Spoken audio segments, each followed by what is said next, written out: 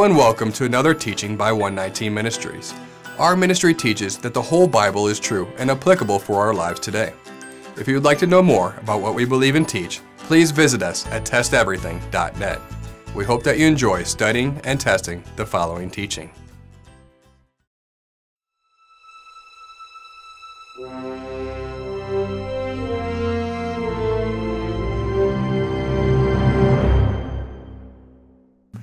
Proverbs 21 verse 21. Whoever pursues righteousness and kindness, Chesed, will find life, righteousness, and honor. It is not uncommon to hear from biblical scholars that the Hebrew word Chesed in the Tanakh, or the Old Testament, is difficult to translate into English, because it really has no precise equivalent in the English. But for the purpose of this teaching, we really need to try to better understand this word. Some have tried to define Chesed as an act that has no cause. That seems to be rather close, but there is more to the word. The Jewish translators that took the Hebrew of the Tanakh and translated into the Greek Septuagint often chose the Greek word for mercy as a translation for Chesed. English versions usually try to represent Chesed with such words as loving kindness, mercy, steadfast love, and sometimes loyalty. But the full meaning of the word can be rather difficult to explain in our language. On a more structural level, as a language, Hebrew is built upon the shoresh, the traditional three-letter root. Words derived from a common shoresh share a conceptual, almost familial relationship with one another. Chesed consists of a het, samech, and a dalet.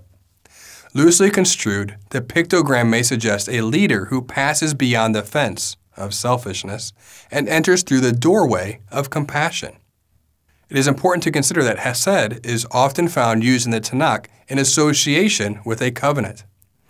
Chesed is contextually related to a covenant in some way. Keep that in mind throughout this teaching. The idea of Chesed being similar to mercy and kindness communicates to us a type of grace, a holding back from punishment, a punishment perhaps due to us in the context of breaking the covenant. Yet Yahweh graciously extends us His mercy. There is a reason we are bringing this Hebrew word to your attention. We have a thought-provoking question for you. If the Torah is forever and unchanging, and what is sin today has always been considered sin, then did the generation following Adam and Eve marry their own brother or sister? Wouldn't that be sin?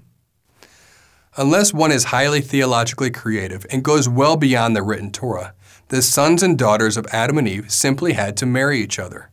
Otherwise, you and I would not be here today. But what about the Torah? Does that mean that the generation following Adam and Eve had to break the Torah? Leviticus chapter 20, verse 17.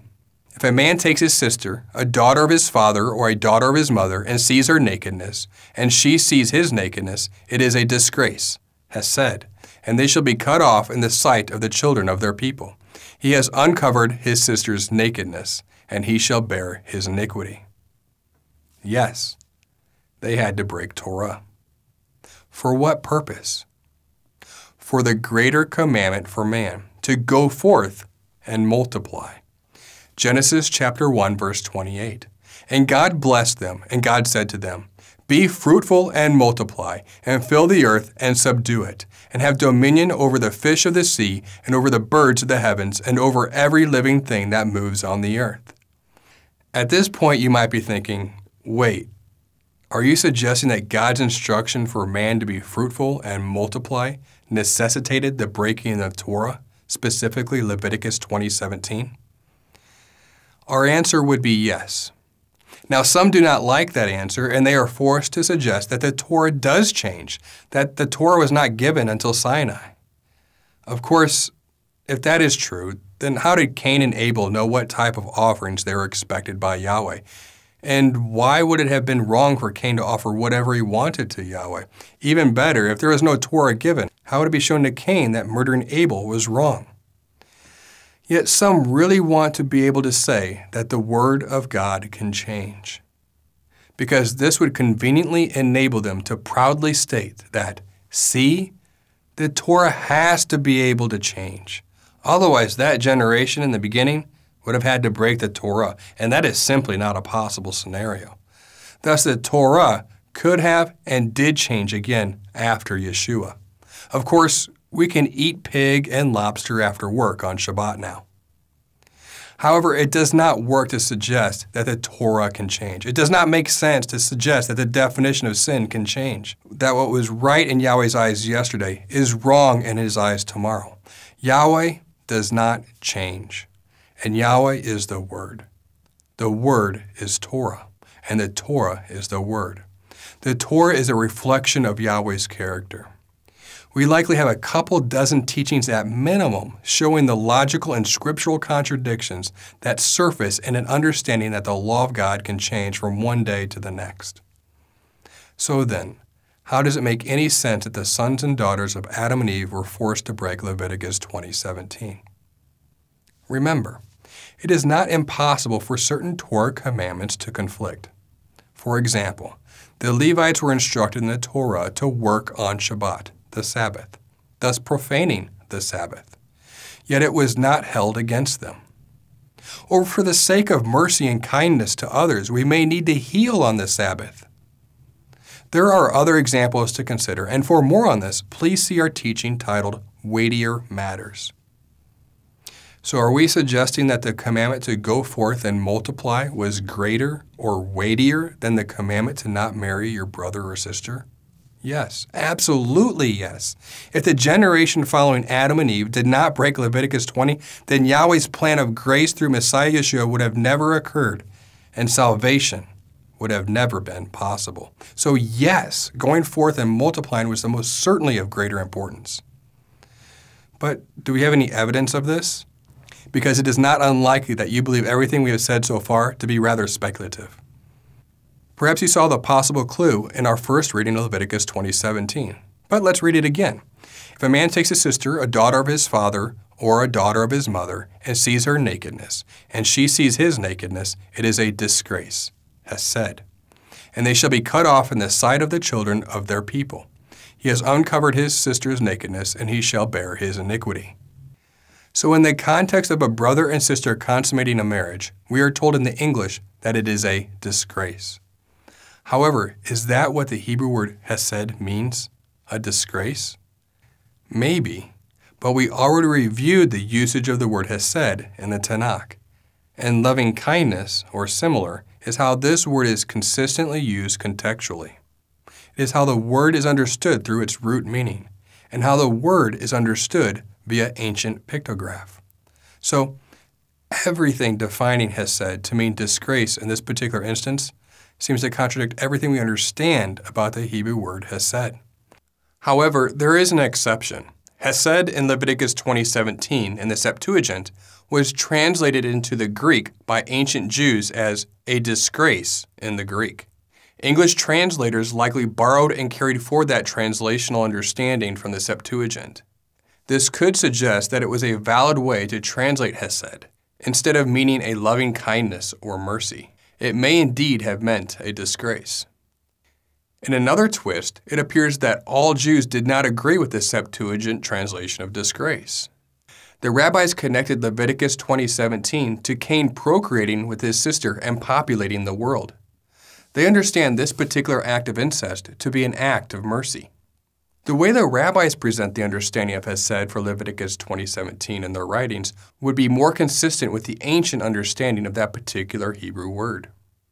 Translators are confused as to why Yahweh appeared to call the commandment forbidding the marriage of a brother and sister a kindness or a mercy. But he apparently did. Translators decided to change it to disgrace in the English because that contextually made more sense to them, despite the ancient prevailing understanding of the Hebrew word Chesed. Sometimes this is rationalized in a particular way. The most accepted reason is that the Hebrew will occasionally use a word, but in a context with the opposite meaning. Consider when we may say, that is bad, when we actually mean, that is good. Another example of this is Job chapter 2, verse 9, where the King James Version, and some other translations, translate the Hebrew word barach as a curse, the opposite of the meaning which is to bless. However, the King James Version may be incorrect, and the author really did say, bless God and die. The reason we do not think that this is the answer to the translation of Chesed is that disgrace, which is the ESV translation of Chesed, isn't really the opposite of Chesed, which means loving kindness. Since disgrace and loving kindness are not opposites, then such an explanation of inconsistent translation does not suffice.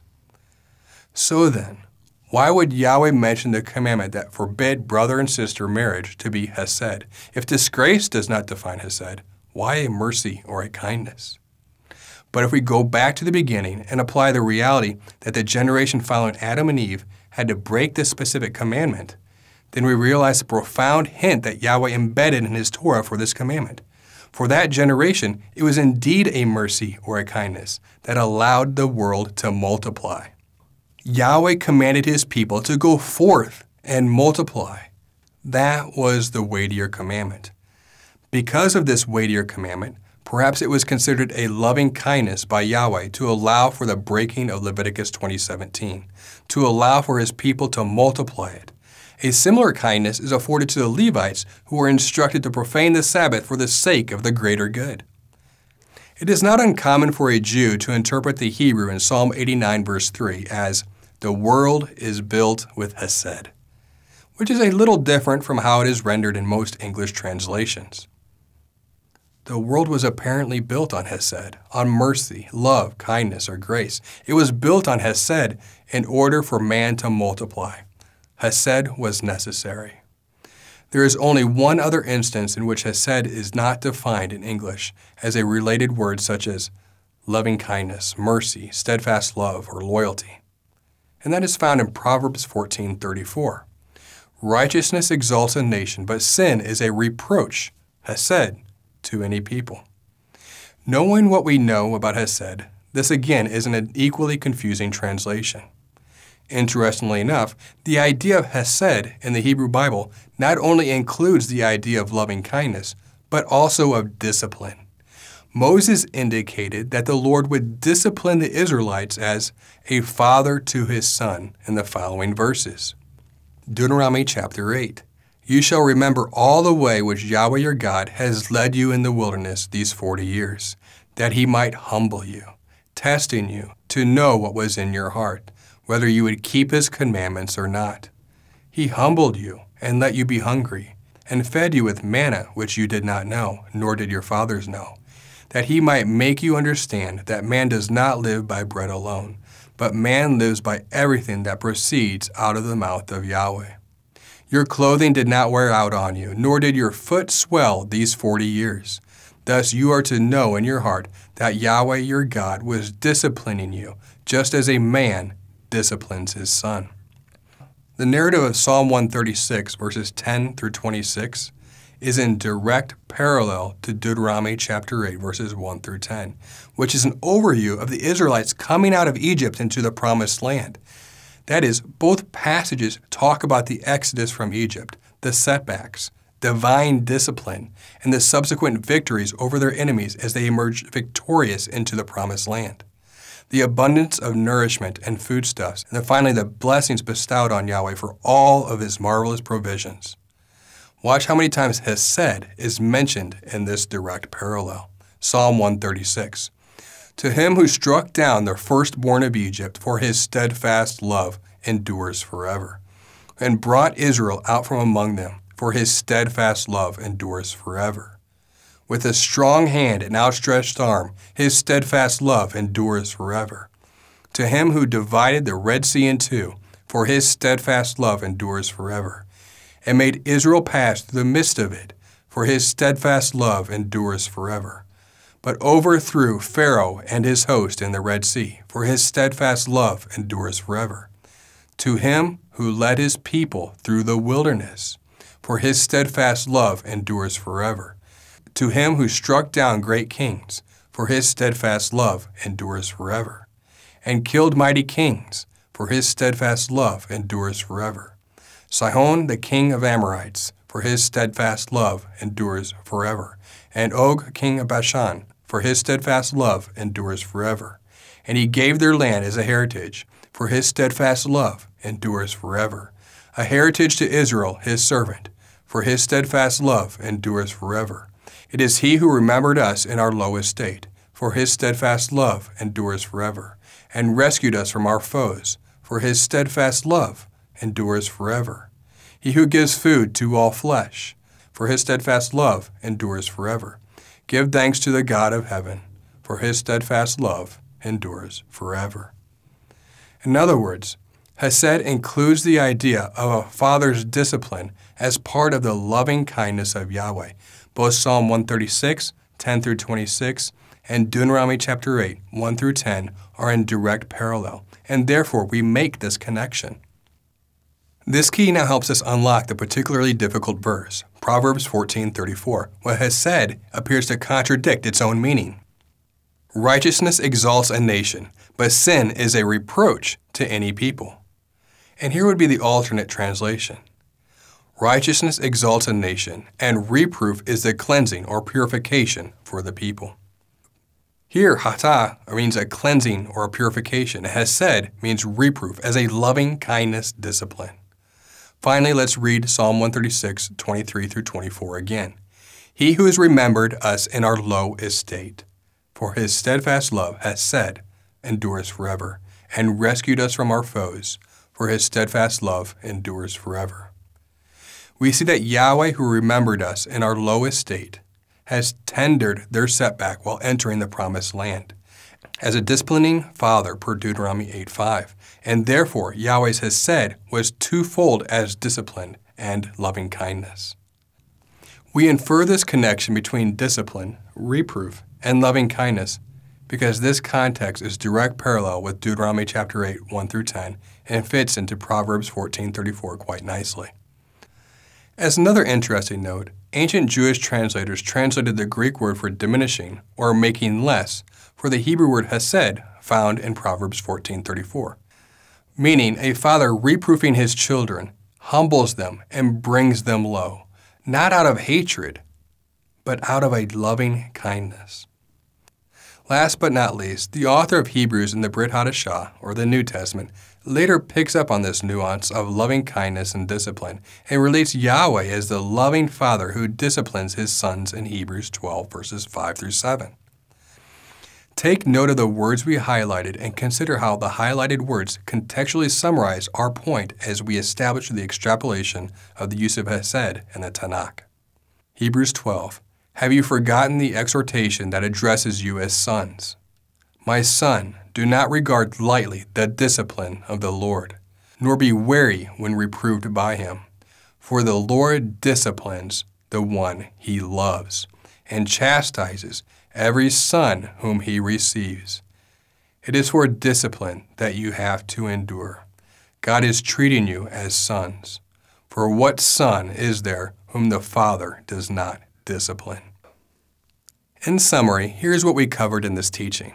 Number 1, the whole Word of God, which is inclusive of the Torah, is forever and unchanging. Number 2, this means that the generation following Adam and Eve broke the Torah, specifically Leviticus 20:17, by marrying as brother and sister. Number 3, a biblical precedent is established in the Tanakh and Brit Hadashah demonstrating that sometimes commandments contradict, and we need to make a wise decision to follow the weightier commandment. Number 4, the weightier commandment over Leviticus 20:17 is the commandment for Yahweh's people to be fruitful and multiply, as breaking that commandment would have resulted in no Messiah and thus no salvation for those born up until that point. Number 5, a possible hint by Yahweh exists in the giving of Leviticus 20:17, the commandment itself, calling the commandment a Chesed. Number 6, Chesed means loving kindness, steadfast love, faithfulness, and mercy according to Hebraic root meaning, linguistic contextual evidence, pictogram meaning, and Jewish rabbinical interpretations.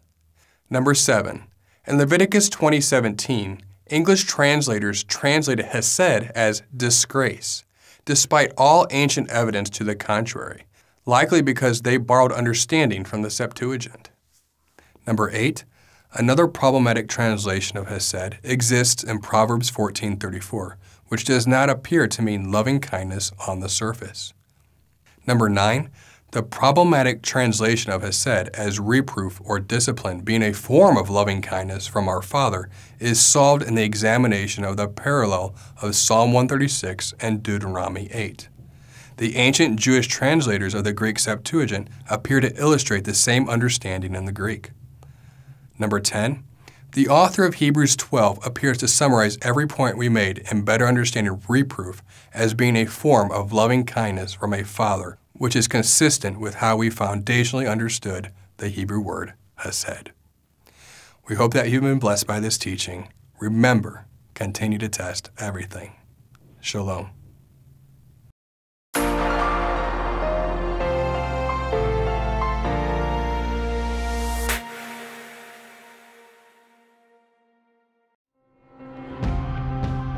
It is because of you, our generous supporters, who make it possible to offer these high-quality teachings completely free of charge.